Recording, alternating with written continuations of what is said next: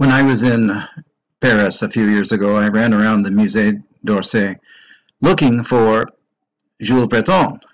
There were many Jules Bretons in the museum, but there was not the one that I was looking for, Song of the Lark. And I kept asking the folks in the museum, where is the Song of the Lark? Where is the Song of the Lark? And they looked at me absently and could not give me any clues as to where the Song of the Lark was.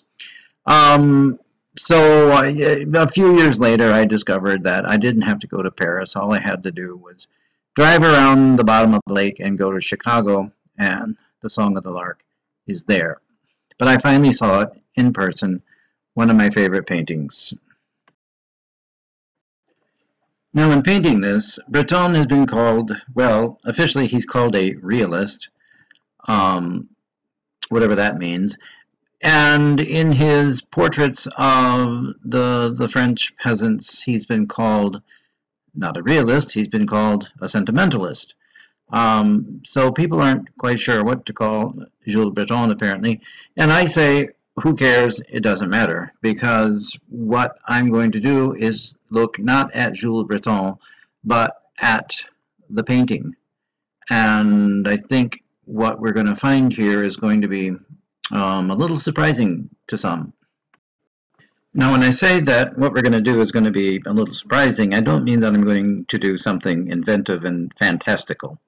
I'm sticking to the painting, but it's my firm conviction that what an artist's work achieves is frequently, if not maybe always, somewhat beyond the intention of the artist, of the author. The novel, the poem, the piece of short fiction, the painting can achieve something entirely beyond what was intended. It achieves itself, and that's what we're going to look at here, sticking closely to the painting. Now, if you've seen any of the other art studies on this channel, you know that traditionally we do this. We focus on the work itself, and we put a great deal of emphasis on the structure of the work. So we're going to start with that method, looking at the structure, looking first at the top half, as you see here, and then as the bottom half, as you see here. Now, what you find here in the bottom half principally are elements of lifelessness. You have the kind of monotone brown, you have the image of the sickle, you have the bare feet, you have the worn path on which the peasant girl walks. You might wonder why some of those are images of lifelessness. Well, the bare feet have a long tradition in art and literature as basically as images of mortality. And the worn path is the path of drudgery, as often seen in literature, especially in the short story A Worn Path by Eudora Welty, in which that image is, again, specifically an image of the tediousness of everyday life and the repetition of the cycle, and ultimately the fact of mortality. The upper half, on the other hand, gives us light, color, and specifically, especially in contrast to the image of the sickle in the lower half, the upper half gives us the image of the rising sun. And you will note that the sickle and the rising sun are juxtaposed to each other, one directly above the other. As a matter of fact, if you were to draw a horizontal line across the midsection of the painting, you would find that the sun is equidistant from that horizontal line, equidistant to the sickle. So again, what you're seeing here is a basic dividing line between the upper half and the lower half. You have that clean green line and a distinct division between the green and the brown, and the upper half with the emphasis on color, light, the rising sun, the lower half with the emphasis on the lifelessness, the dormant field, the bare feet, the worn path.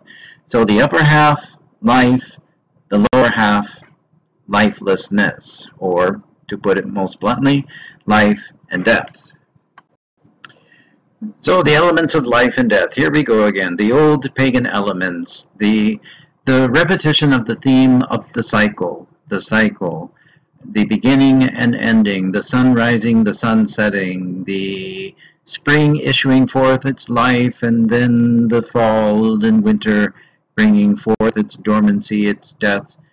The cycle which repeats and repeats and repeats and repeats, and we see this in literature, we see this in sculpture and in art and in poetry, we see it definitely in great works like the Iliad, the old cycle of life and death. And is there any redress from it? Well, look again at the painting. Look how her feet and the path set a diagonal line running to the southwest, basically.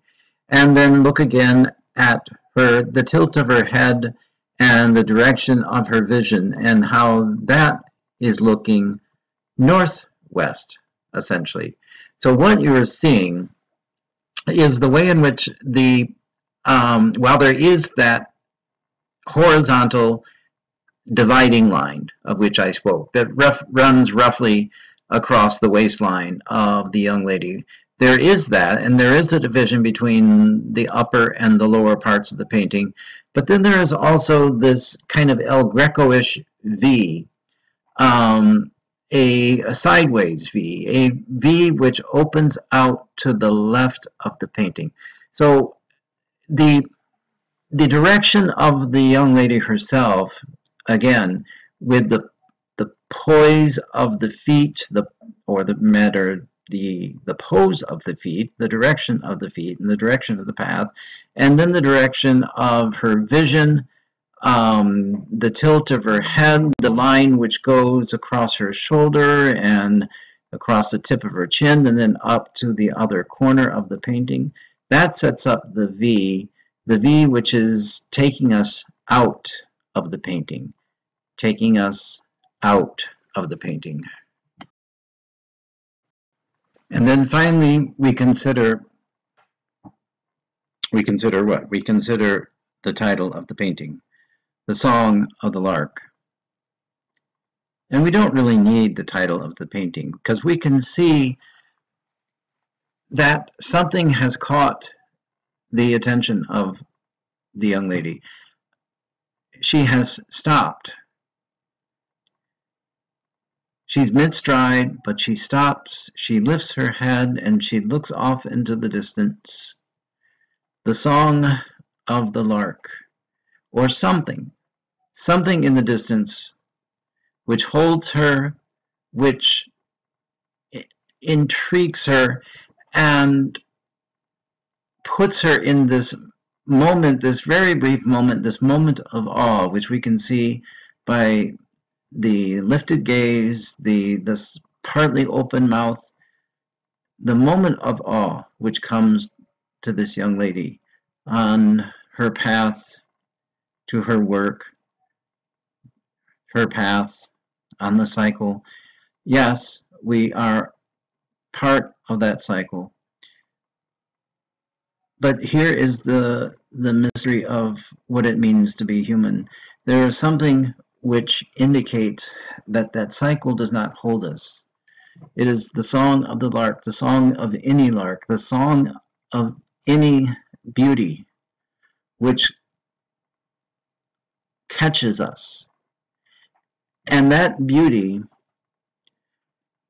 which is by its very nature timeless, that beauty takes us out of the cycle. So we know that we are not just creatures of life and death. creatures of beginning and ending. We are creatures that belong to a transcendent, creatures that belong to a beauty. Jacques Maritain, the French philosopher, understood that the essence of the mystery of man was found in man's response to beauty, in man's being drawn to that which is unobjectively verifiable. On the sensual level, what is it? Light rays, sound rays, aromas, textures. But why the attraction? We see something in beauty. We are called to it as if it is home. We see in beauty the reflection of the face of God.